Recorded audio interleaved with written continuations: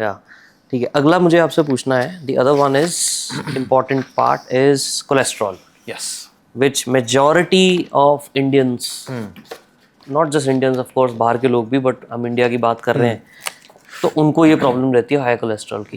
ठीक है, अब तो यंग लोगों में भी बहुत ज़्यादा होने लगी है, and we have seen so many heart attacks happening. ठीक है, अभी थोड़े दिन पहले शेफाली, जो कांटा लगा गर्ल, बहुत पॉपुलर है ऑफ कोर्स। सो ऐसे एकदम से अचानक से जो हार्ट अटैक्स हो रहे हैं, one of the main reason I am assuming is cholesterol high, right? I am assuming, you have to correct me, ठीक है?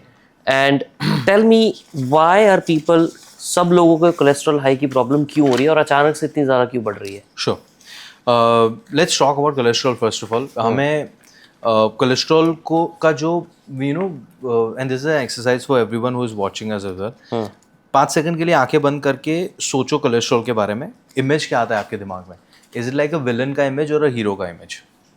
If you ask me, it's villain. Yeah, I want to change that begin with, because cholesterol is not a villain. Cholesterol is actually a hero. Cholesterol is a very vital compound that your body needs. And जो हम अभी homeostasis की बात कर रहे थे ना, I'll give you a very good example of that. Cholesterol is such a vital thing in our body. मैं आपको कुछ उसके रोल्स बता देता हूँ सबसे पहले. Cholesterol helps you produce bile. Bile is a chemical which helps you digest fat. अगर आपकी बॉडी में बाइल नहीं होगा, आप फैट को डाइजेस्ट नहीं कर पाओगे सही से. 2, cholesterol helps you produce vitamin D. Vitamin D की जब भी बात आती है, हम ऐसे मुंडी ऊपर जाता है, हम सनलाइट को देखते हैं, राइट? धूप बन जाते हैं एकदम, जादू वाले. जादू बन जाते हैं, right? But do you think sun rays के अंदर विटामिन डी है क्या? अगर सनरेज में होता तो इंडिया में तो दूध की कमी नहीं है. करेक्ट. वाई पीपल 70% से ज़्यादा लोग इनसफिशिएंट क्यों है विटामिन डी, राइट? क्योंकि यूवी रेस के अंदर, यूवी रेस हमारे स्किन पे पड़ता है, स्किन के नीचे एक कोलेस्ट्रॉल का लेयर है, वो विटामिन डी प्रोड्यूस करता है. So cholesterol is required for you to produce vitamin D. Third, cholesterol helps you produce estrogen, progesterone and testosterone hormones. Oh wow. So these are very important functions of cholesterol. Dietary cholesterol जो अंडे में से आता है या fats में से आता है, it has no impact on your blood cholesterol. Why? Because your liver maintains that homeostasis. आपका डाइट में कोलेस्ट्रॉल ऊपर गया तो ये लिवर प्रोड्यूस करना बंद कर देगा, कम कर देगा. अच्छा. और आपका डाइट में कोलेस्ट्रॉल कम आ रहा है तो वो खुद प्रोड्यूस करेगा, because cholesterol is that vital. The problem is कि there are certain habits of ours which make this whole process go haywire, and that's where your cholesterol goes high. And those habits are, again, we know those habits: lifestyle, smoking, alcohol, ultra processed food, high saturated food consumption, fried food consumption, sugar consumption, obesity. These are the factors which are making this process go haywire. And we can fix this. तो हमें वो डरने की ज़रूरत नहीं है कि मैं अंडा ज़्यादा खाऊंगा तो मेरा कोलेस्ट्रॉल. नो. अगर तुम्हें पता होना चाहिए कि तुम्हें दिन में फैट्स कितना चाहिए, तुम वो फैट कौन से सोर्स से ले रहे हो, और उसको तुम ट्रांस फैट के फॉर्म में तो नहीं ले रहे हो. बिकॉज अगर हम फैट की बात करो, देयर इज नो गुड और बैड फैट.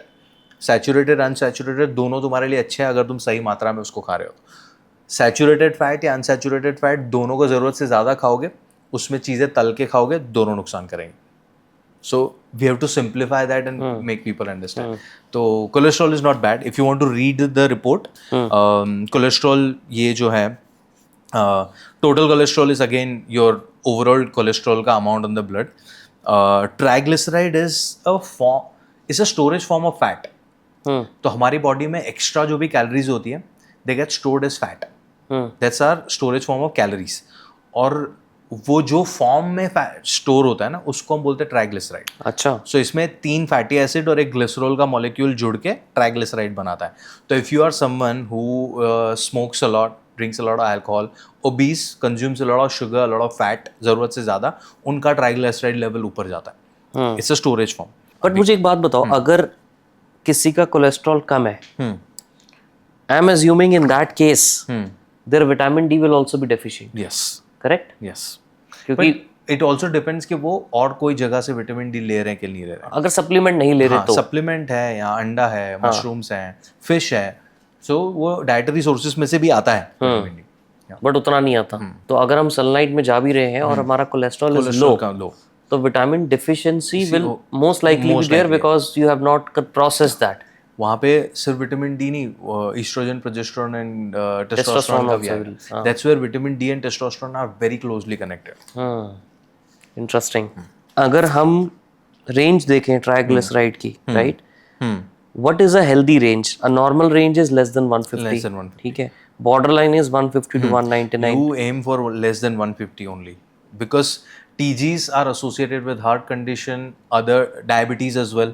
So और ये TGs also visceral fat भी इंटेक करता है। तो हमारा फैट डिस्ट्रीब्यूशन दो जगह पे होता है, एक सबक्यूटेनियस चमड़ी के नीचे, दूसरा ऑर्गन्स के आसपास। तो TGs they indicate that as well कि आपका विसरल फैट ज़्यादा। Visceral fat is again connected to metabolic conditions and heart condition. So most obese people will have this high. Yes. Interesting. Is there anyone जो obese है और उसका ये high नहीं है? ऐसा भी कभी हुआ है? Yeah. Subcutaneous fat all over. क्या होता है? चमड़ी के नीचे जो फैट है। अच्छा। हाँ। But you can't measure that in the blood report, right? वो स्किन फोल्ड कैलिपर करके एक छोटा सा गैजेट आता है 130-140 रुपए का। You can